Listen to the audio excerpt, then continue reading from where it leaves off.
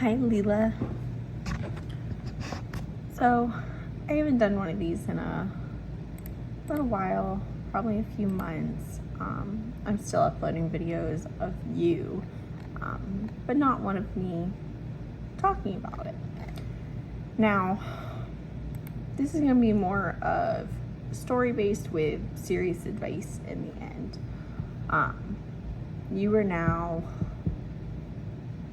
14 and a half months, almost 15 months, not walking, but you can talk. You are a huge talker. It's mind-blowing how much you can say. You can say people's names and colors, and you know what they mean. Like, it's unbelievable.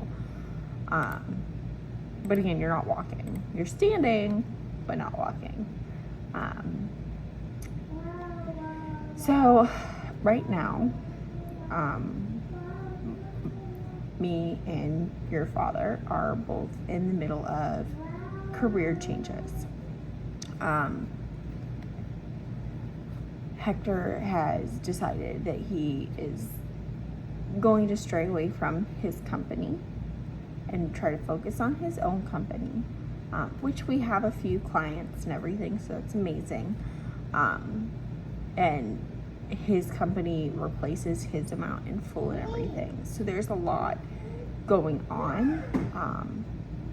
And your Prepare was in the hospital for a little while, and he will hopefully be continuing to go to his checkups and get healthy so that you get to be with him as you grow up and everything. Also, I don't think I've said this in a video yet, but you are going to be a big sister. We're 7 weeks today, so it's still very early.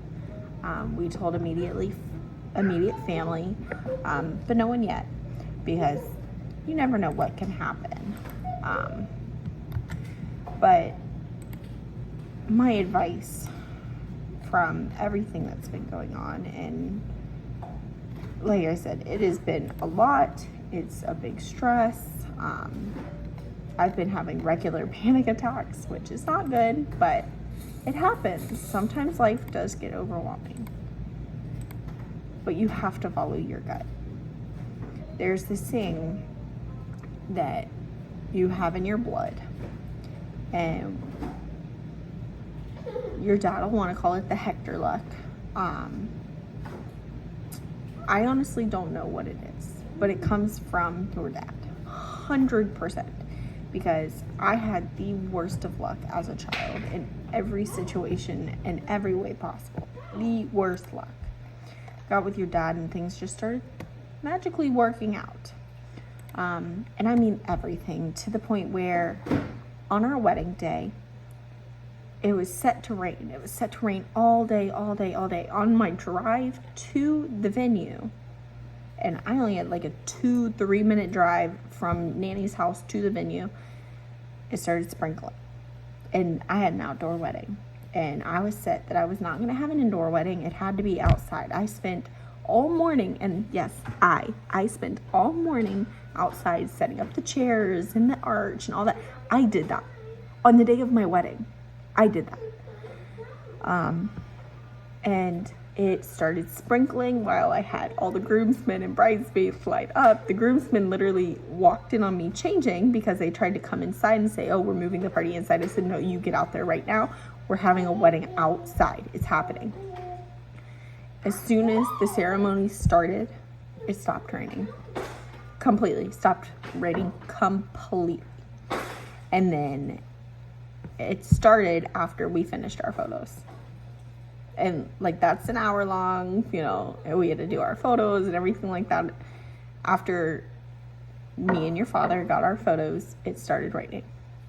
It was perfect timing. It went so perfect.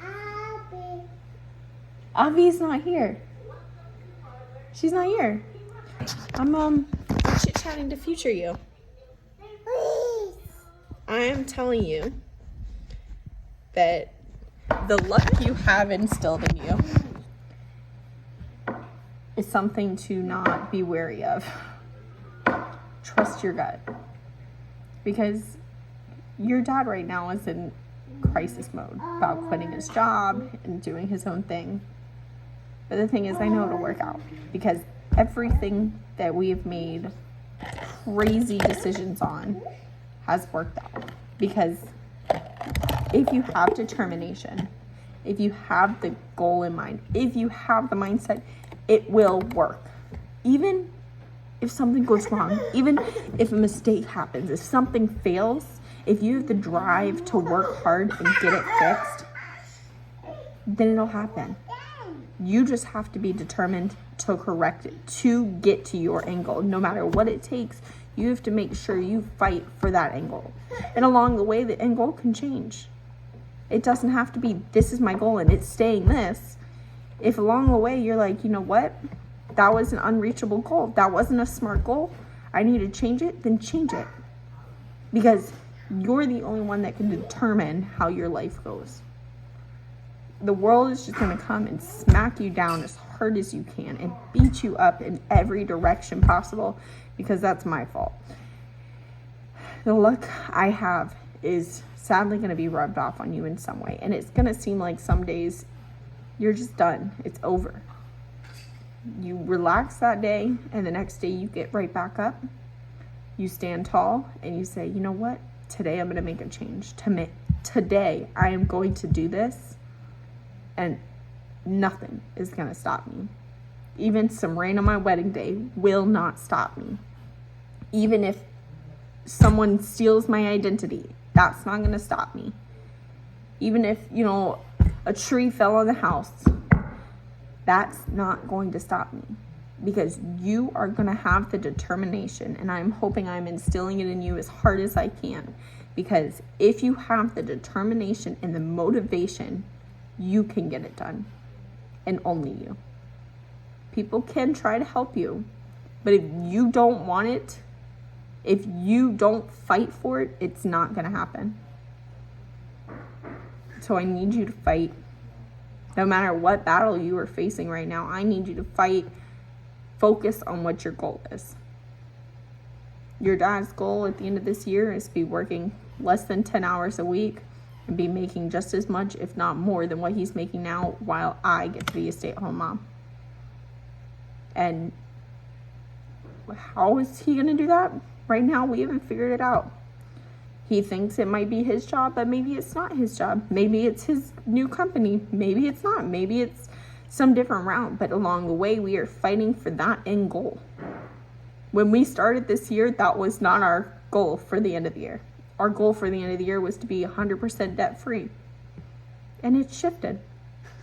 The reason it shifted is we have a brand new kitchen. It's a beautiful, beautiful kitchen. We have another little one on the way. Your little brother or sister to be. And we realized, we can live with the debt. It's not that much. We can live with it for a little while we're upgrading our house and everything and providing the best life for you and your sibling. So our goal did change, but we never stopped fighting for it. I'm still, working on the debt and everything like that because, I'm the money guru, but that's not number one goal anymore. Number one goal is for me to be a stay-at-home mom by the end of this year, by the time your little sibling comes out. Because I cannot be a stay-at-home, I can't be 40 hours a week with 2 kids. It's not happening. So the goal is for me to be a stay-at-home mom, and Dad's working on what he has to do for us to get there. But whole point in this conversation was just follow your goals. I'm not saying dreams, because dreams, I could dream right now that I hope one day, I have a Lamborghini. I don't care about having a Lamborghini. Would it be cool? Yeah, probably. But I don't care. That's not my goal. It's a dream. It's a fantasy. My goal is something that I can achieve within a certain amount of time. You have to have SMART goals. I can't remember what it lays out for, but they have to be SMART goals. You have to have a time stamp on it. When? What is the date that I'm going to have this achieved by? Is it achievable? It has to be achievable. You can't be stretched out to the truth just like, oh, you know, mom says I can do whatever I want as long as I set my mind to it. And you're like, at the end of this year, I'm going to go from no job to $1 million a week. It's not going to happen. It has to be achievable. So whatever you're setting your mind to right now, you can do it. Just set out your timeline. What are you going to do to get there? What is your end goal? Focus on that end goal and what you have to do to get there. I love you, princess. Good luck. Say bye-bye to you. Say bye-bye, me. Bye-bye. Bye-bye.